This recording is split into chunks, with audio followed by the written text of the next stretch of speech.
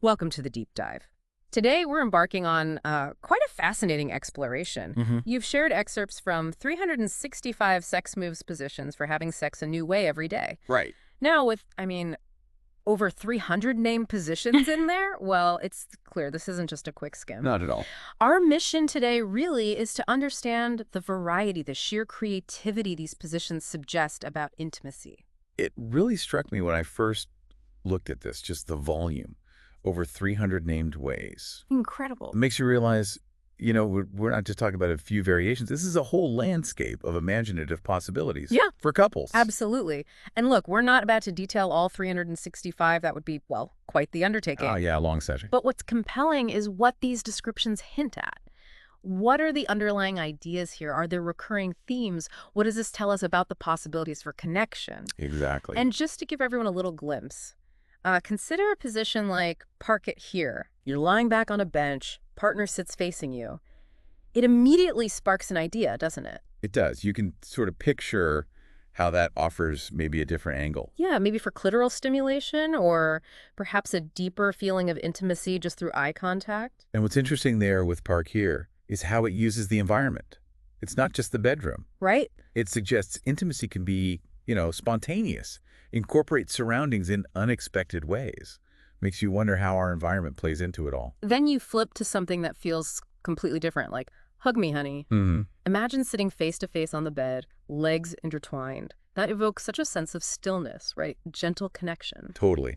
It feels less about the physical mechanics and much more about the emotion, the sensory experience of just being close.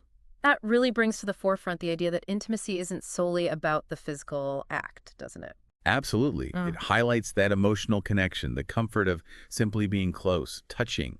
It makes you think about the different needs couples might have at different times, And then there's the hot seat. Okay, the hot seat.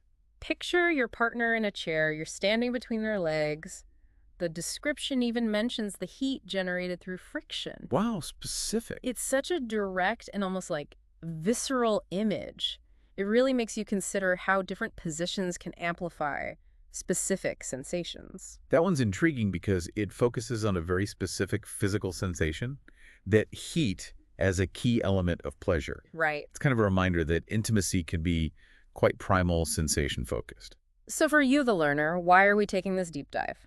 Well, we think this collection offers a really unique perspective on intimacy. Definitely. It's not a set of rules, obviously, but it's certainly a source of inspiration. It might spark new ideas, maybe give you some aha moments about how subtle changes, position, contact can lead to different experiences. Potentially more fulfilling ones, yeah. We're going to try and identify some of the recurring ideas, maybe even some surprising elements that emerged from this, well, extensive list. Exactly.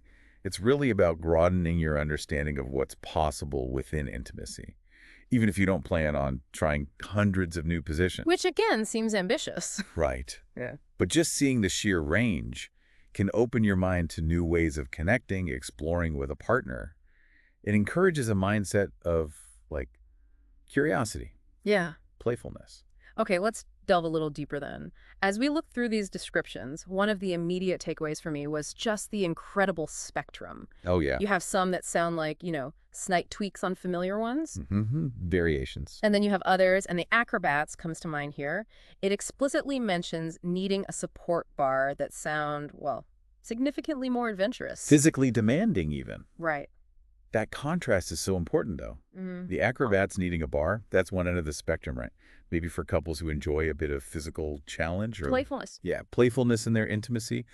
But for everyone like that, there are so many more that focus on much smaller, subtle shifts in how you connect. Right, and it's not just about physical complexity, is it? It's also about the different types of connection these positions seem designed for.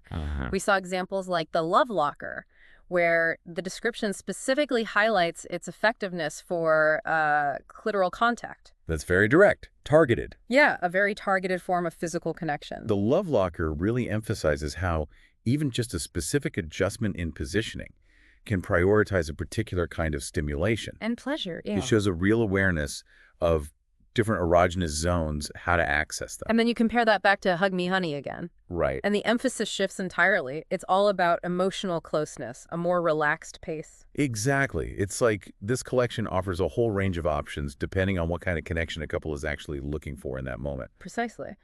The book seems to acknowledge that intimacy has so many dimensions. Totally. It's not just the physical act. The emotional, the sensory elements are just as important. Positions like Hug Me Honey really underscore that need for closeness, for non-genital touch. We also couldn't help but notice the names assigned to these positions. Oh, the names are great. Some are very descriptive, giving you a clear idea of what's involved, while others are incredibly imaginative, really hint at the arrangement or the feeling, like tilt steering. Yet tilt steering immediately suggests a change in angle, right? Totally. The names often act as a kind of shorthand, helping you visualize the position, the potential sensations. Tilt steering definitely evokes like altered perspective, maybe a rocking motion. And then you get names like the bull rider. Ah, yeah. Conjures up a sense of energy, doesn't it? A dynamic interaction. Oh, absolutely. The bull rider brings to mind energetic movement, maybe a sense of one partner being more in control. Or even the tight deadline, where the description actually brings in a playful work scenario. That one's a great example of how fantasy and role play can be woven into the physical act. Yeah. Adds another layer, fun, excitement. What's also striking is how many of these seem to cater to different preferences, different levels of intimacy. You have the sweet caress. Just sounds gentle, doesn't it? Exactly. Focused on tender, light touch. The sweet caress really highlights the importance of gentleness, sensuality, suggests a focus on connection, affection, maybe not necessarily overtly sexual in a penetrative way. But then on the other hand, you have something like the shock absorber, Okay. where the description actually advises you to fasten your seatbelts. Whoa. Okay. That implies something much more intense, right? Vigorous, maybe. Seems like it. Yeah. The shock absorber clearly signals a position designed for maybe deeper penetration, a more energetic rhythm. It caters to those who are looking for a more intense physical experience. And it's not just about intensity levels, is it? We also saw quite a few positions that seem to invite role play, exploring different fantasies. Yeah, the tight deadline again. Right, that's a prime example. But then you also had oral obedience, with mention of blindfolds, riding crops. This really is there. The inclusion of positions like that explicitly acknowledges the huge range of interests and desires within intimacy, including exploring power dynamics, consensually, of course. Absolutely. And what was also interesting is how many positions highlighted potential for different kinds of touch exploration beyond just penetration. Yeah. Like side-by-side sensation, for instance. Yep. It specifically mentions both partners having a free hand. Use as they wish. Exactly. Side-by-side sensation reminds us that intimacy involves the whole body, right? And having a free hand allows for extra exploration, stimulation, connection beyond just the main act. It encourages a more holistic approach to pleasure. So as we begin to kind of wrap up our exploration into this remarkably extensive catalog, It really is. several key themes really stand out. First, just the sheer breadth and range, from the subtle to the acrobatic. It's quite remarkable. Yeah. The vastness really underscores the limitless creative potential within intimacy, challenges any idea of a limited playbook.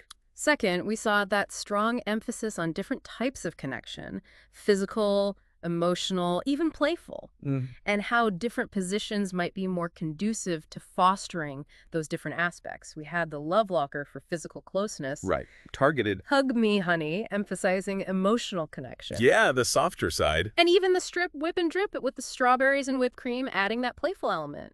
Which really highlights the multifaceted nature of sexual intimacy. It's not just one thing, and this collection seems to reflect that beautifully. And we can't overlook the incredibly imaginative names. Definitely not. From tilt steering to the bull rider to the tight deadline, they often gave a real sense of the position or the feeling it might inspire. The names are definitely memorable. Little mental hooks, helps you visualize, adds personality. We also noted how many positions seem to cater to a wide spectrum of preferences, levels of intimacy, from the gentle touch of the sweet caress to the more intense sensations implied by the shock absorber. It truly feels like there's something for a diverse range of desires here. And that inclusiveness is significant, I think. It suggests there are countless valid ways to experience intimacy, and individual preferences should be, acknowledged. celebrated even. And finally, that potential for incorporating role play and fantasy, like in the tight deadline or oral obedience, really stood out. Yeah, it shows how intimacy can be a space for imaginative exploration beyond just the purely physical. The integration of those role-playing elements demonstrates how imagination and shared fantasies can really enrich the experience, add layers of excitement, connection. Now, before we conclude, here's a detail that really just stayed with me. 365 positions. The number itself. A full year of potential exploration, even if some are just variations. It really makes you think about the ongoing possibilities within a relationship over time. That sheer number, 365, it's quite a powerful statement, isn't it? It suggests a commitment to continuous discovery, a playful, ever-evolving approach to intimacy. So here's a final thought for you, the listener, to consider. Reflect on how these descriptions, in their vastness and variety, really underscore the vital role of communication. So important. And a willingness to explore within a relationship, even just considering these different possibilities. What aha moments did you have about intimacy and connection? Perhaps this will inspire you to discuss new ideas with your partner, not necessarily trying to replicate these exactly, No, not necessarily. but using them as a springboard for your own unique, ongoing exploration. That's a really valuable takeaway, I think. Use this as a catalyst, right? To open conversations, understand desires more deeply, cultivate that spirit of adventure and connection. Yeah. The real value isn't in memorizing positions. It's in fostering deeper communication, Right. mutual understanding,